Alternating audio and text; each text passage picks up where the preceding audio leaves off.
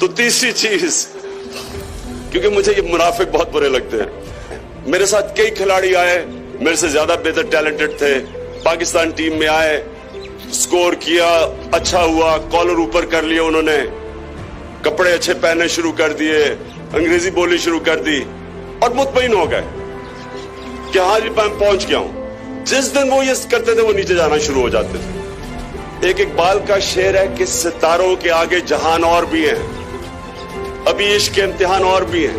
مطلب کہ آپ کے جنون، آپ جب ایک گول اچیو کرتے ہیں اگلے گول کی تیاری کریں۔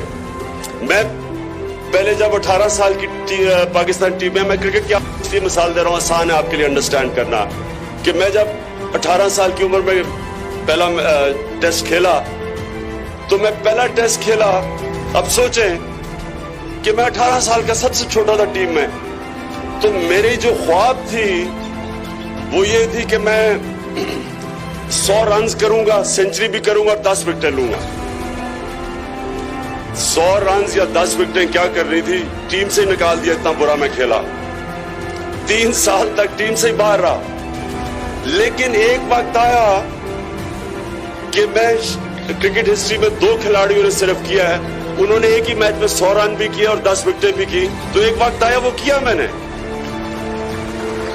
ہماری جب ہوتے تھے، میں ایچ میں ہوتا تو ایک بڑی خواب ہوتی تھی لڑکوں کی کہ میں بڑا ہوں، ایک نہر کے کنارے گھر ہو، 2 بچوں، BMW ہو، تو بڑے خوش ہو جاتے تھے اس کے اوپر۔ تو یہ چھوٹی خواب ہے۔ یاد رکھیں جو انسان اس دنیا میں آتا ہے اور صرف اپنا سوچتا ہے، کھاتا پیتا ہے، بچے پیدا کر کے مر جاتا ہے، وہ تو جانور بھی کرتے ہیں، جانور بھی بچے پیدا کر کے کھا پی کے چلے جاتے ہیں۔ تو بڑا انسان تو وہ ہوتا ہے جو انسان کی ویژن ریئلائز کر لیتا ہے۔ اللہ قرآن میں کہتا ہے میں نے تمہیں کسی مقصد کے لیے پیدا کیا۔ اب میں کرکٹ جب چھوڑی تو مجھے کوئی زندگی میں کوئی کام کرنے کی ضرورت نہیں تھی، صرف اور صرف میں ٹی وی پہ بیٹھ کے کرکٹ کے اوپر تبصرہ کرتا اور مجھے آرام سے باقی لوگوں سے بڑے عیاشی کی زندگی گزار سکتا تھا، کچھ نہیں کرنے کی ضرورت تھی۔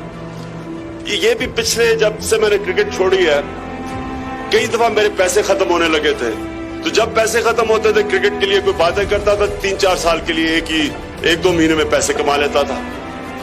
تو کہنے کا مقصد یہ ہے کہ مجھے کسی چیز کی ضرورت نہیں تھی، لیکن اگر میں وہاں رک جاتا اور میں اس کے بعد اپنے آپ کو چیلنج نہ کرتا تو میری زندگی ختم تھی، پر وہ ادھر ہی رک گئی تھی۔ تو اگر یہ جو چیلنج کرتے ہیں، ہر کرکٹ آپ کو تیاری کرتا ہے اگلے چیلنج کے لیے، پھر اگلا چیلنج اگلے چیلنج کے لیے۔ تو یہ جو مجھے بڑی 21 سال میں نے لوگوں سے سنا کہ عمران صاحب آپ کو پالیٹکس کی کیا ضرورت تھی، میں نے کہا مجھے تو کوئی ضرورت نہیں ہے، لیکن یہ میری بلیف ہے کہ یہ جو ہمارا ملک ہے یہ ایک دن ایک دنیا کا عظیم ملک بنے گا، اور یہ اگر میری طرح کے لوگ جن کو کوئی ضرورت نہیں ہے پالیٹکس کی، اگر میں اس کے لیے کوشش نہیں کروں گا تو اور کون کرے گا؟ کیا وہ لوگ کریں گے جن کو ضرورت ہے پالیٹکس کی، جو پالیٹکس میں پیسے بنانے آتے ہیں؟ تو اگر میں ان کی تنقید کر رہا ہوں تو میں کیا کر رہا ہوں؟ کیا یہ تو بڑا سب سے آسان چیز ہے، ہر روز گھر میں بیٹھ کے شام کو دوست بیٹھو، وہ بھی برا ہے، وہ آصف زرداری ایسا ہے، نواز شریف وہ تو خیر اب چلا گیا ہے، ویسے اس کو ابھی تک یہ نہیں پتا کہ اس کو کیوں نکالا ہے۔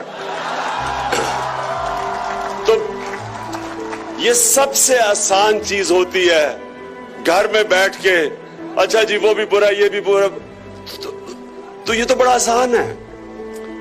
اگر اللہ نے آپ کو اس پوزیشن میں رکھا ہے کہ آپ کچھ اپنے معاشرے کو بدل سکتے ہیں، تو یہ کتنا بڑا گناہ ہے کہ آپ کچھ نہیں کرتے۔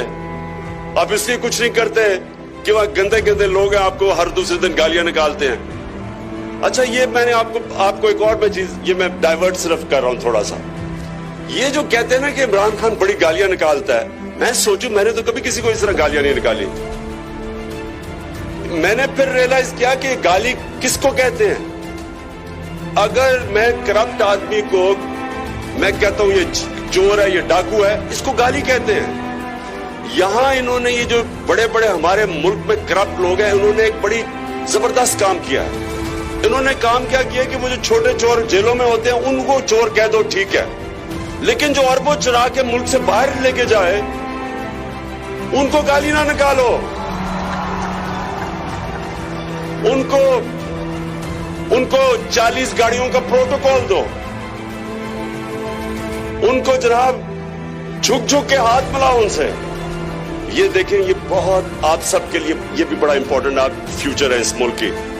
دیکھیں, جو ملک جب تباہ ہوتا ہے تو وہ معاشی طور پہ بعد میں تباہ ہوتا ہے, پہلے اخلاقی طور پہ تباہ ہوتا ہے. مورل کولیپس پہلے آتا ہے, پھر آتا ہے اکنامک کولیپس. جو مہذب معاشرہ ہوتا ہے اس کے اندر اچھے اور برے کی تمیز ہوتی ہے. مولانا رومی نے اس لیے کہا تھا کہ قوم تب مرتی ہے جب اچھے اور برے کی تمیز ختم کر دیتی ہے. جب یہ بڑے بڑے ڈاکوؤں کو اب 40 گاڑی کا پروٹوکول دیتے ہیں اور وہ جی ٹی روڈ پہ پھرے اور کہے مجھے کیوں نکالا, اور 300 ارب روپے کی چوری کر کے ملک سے باہر لے جائے اور اس کے اوپر لوگ پھول پھینکے ہیں, اس کا مطلب معاشرہ اپنی تباہی کی طرف جا رہا ہے. انگلینڈ کے اندر جب ہم پڑھتے تھے تو ایک ٹرم ہوتی تھی, نیمنگ اینڈ شیمنگ.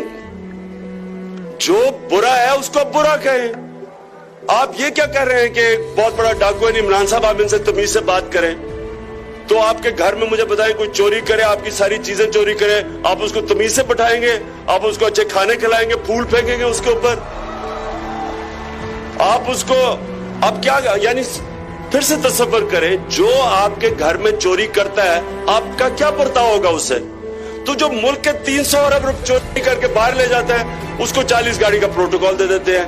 آپ کیا سگنل دے رہے ہیں معاشرے میں کہ اگر چوری کرنی ہے تو چھوٹی چوری نہ کرو, بڑا ڈاکہ مارو. یہ آپ میسج دے رہے ہیں. قرآن کی آیت ہے کہ جو لوگ ایمان لے آئیں اللہ ان کے خوف دور کر دیتا ہے. کیونکہ جو 3 سب سے بڑے خوف ہیں, رسک, نوکری سے نہ نکال دو. یہ لوگ اپنی نوکری کو ریٹین کرنے کے لیے بڑی بڑی اپنے ضمیر کی کمپرومائزز کرتے ہیں جو ایک انسان کے پوٹینشیل کو تباہ کرتا ہے. لیکن اللہ نے قرآن میں کہا کہ رزق میرے ہاتھ میں. یہ آپ کا بلیف اگر ہو, آپ کبھی اپنے ضمیر کا سودا نہ کریں. دوسری چیز, لوگ ڈرتے ہیں جی کہ میں ذلیل ہو جاؤں گا, میں ذلیل ہو جاؤں گا. جی لوگ ذلت سے ڈر کے, فیلئر سے ڈر کے کئی چیزیں نہیں کرتے. جو فیلئر سے ڈرتا ہے وہ کامیابی اسے پتہ ہی نہیں. آپ سکسیڈ کر ہی نہیں سکتے اگر آپ فیلئر سے ڈرتے ہیں, کیونکہ آپ ایکسپیریمنٹ ہی نہیں کریں گے. تو جو اللہ نے قرآن میں کہا کہ عزت ذلت میرے ہاتھ میں, تو اس سے بھی آپ کو آزاد کر دیا کہ انسان کے ہاتھ میں نہیں ہے کسی کو ذلیل کرنا. اللہ کرتا ہے آپ کے اعمال کی وجہ سے. اگر یہ عزت اور ذلت پیسے لے کے دے دی جاتی تو نواز شریف اور شکیل الرحمان جیسے لوگوں نے مجھے بڑی دیر کا ذلیل کر دینا تھا, کیونکہ یہ تو پورے پیسے کے اوپر اگر کوئی کسی کو ذلیل کرنا ہوتا تو اب تک ہم ہو چکے ہوتے. اور اگر پیسے دے کے عزت ملی ہوتی تو یہ سارے چور بڑے بڑے معتبر ہوتے. سب سے ویسے جو معتبر شکل سے سب سے معتبر جھوٹ بولتا ہے وہ ہے نون لیگ کا احسن اقبال. میں نے کبھی کسی کو ایسے جھوٹ نہیں بولتے دیکھا. اچھا, یہ میں ویسے سائڈ ٹریک ہو گیا ہوں, یہ میں ویسے میرے دل میں آ گیا تھا. تو تیسری چیز, کیونکہ مجھے یہ منافق بہت برے لگتے ہیں, تو تیسری چیز اور سب سے بڑا خوف موت کا. تو جب اللہ نے کہا کہ میرے ہاتھ میں ہے, جب اس نے کہا کہ میں فیصلہ کروں گا تم نے جب دنیا سے جانا ہے, تو مجھے امیڈیٹلی یاد آ جاتا ہے کہ جب میں نے ہمارے یہاں لوگوں کو گولیاں لگی 12 مئی 2007 کو, تو میں نے الطاف حسین کو ڈائریکٹلی چیلنج کیا. میں نے کہا کہ یہ سب سے بڑا پاکستان کا دہشت گرد ہے. تو ساری دنیا ڈر گئی. میرے گھر میں سارے لوگ کہ عمران صاحب بلٹ پروف جیکٹس کوئی بھیج رہا ہے کہ آپ کی اب زندگی خطرے میں ہے، یہ ہے وہ ہے. تو لوگوں کو ڈر تھا. میرے لیے میں حیران ہو گیا کہ کتنے لوگوں کو خوف تھا کہ اب میں زندہ نہیں رہوں گا. اور ان دنوں میں ویسے الطاف حسین بہت ہی خوفناک تھا، بچتا کوئی نہیں تھا تب. لیکن اب الطاف حسین دھمکیاں دیتا ہے لیکن کر کچھ نہیں سکتا، ان دنوں میں کر لیتا تھا. تو بہرحال یہ جو آپ کی جو خوف ہے نا، اس کو مسلسل آپ نے اس کو اوورکم کرنا ہے، نہیں تو آپ اب بڑے کام نہیں کریں گے.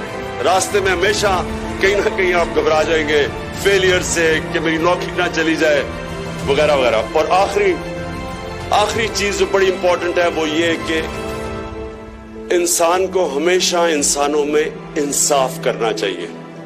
نبی صلی اللہ علیہ وسلم کی جو 2 ٹریٹس تھیں، کوالٹیز نبوت سے پہلے، صادق اور امین، سچے تھے اور لوگوں میں انصاف کرتے تھے. یہ 2 کوالٹیز ہیں جو جس کے اوپر اپنے کیریکٹر کو بیس کریں. یہ آپ کو 2 کوالٹیز دنیا میں عزت دیں گی، آپ کی لوگ رسپیکٹ کریں گے. لیڈرشپ کی یہ سب سے امپورٹنٹ کوالٹی ہے صادق اور امین، سچا اور لوگوں میں انصاف کرنے والا. ہمیشہ یہ 2 کوالٹیز آپ کو دنیا میں عزت دیں گی. اور یہ یاد رکھنا کہ جو کوئی مسلمان فوج ملیشیا اور انڈونیشیا نہیں گئی تھی، مسلمانوں نے کانکر نہیں کیا تھا. یہ تاریخ کا حصہ ہے کہ جو مسلمان تاجر گئے وہاں، ان کے کیریکٹر سے لوگ امپریس ہو گئے کیونکہ وہ صادق اور امین تھے. ان کے جب کیریکٹر کو دیکھ کے لوگ ان کو دیکھ کے اسلام کی طرف آئے. اب مجھے بتائیں کہ کوئی اسلام کی طرف آ سکتا مولانا فضل الرحمان کو دیکھ کے؟ تو میں آپ سب کا بہت شکر گزار ہوں، اور انشاءاللہ یہ ہمارا ملک عظیم بنے گا، اور آپ ہیں اس ملک